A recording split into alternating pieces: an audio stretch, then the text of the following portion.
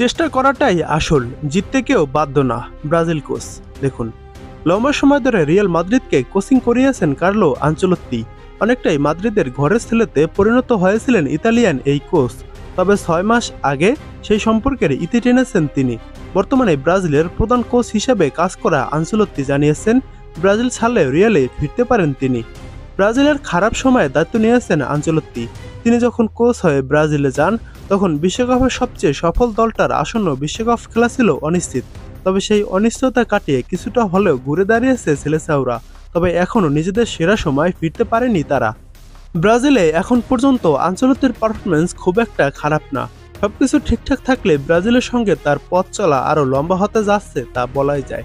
তবে যদি কখনো ব্রাজিল ছাড়েন, তাহলে আবারও রিয়ালের ডাগ আউটে দাঁড়াতে চান আনচেলত্তি।